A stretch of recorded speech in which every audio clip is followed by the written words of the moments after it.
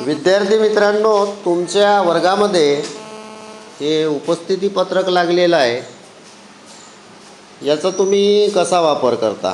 तुमच्यापैकी कोणी सांगू शकतो का? तिथूनच सांगायचं, बसल्या जागेवरूनच.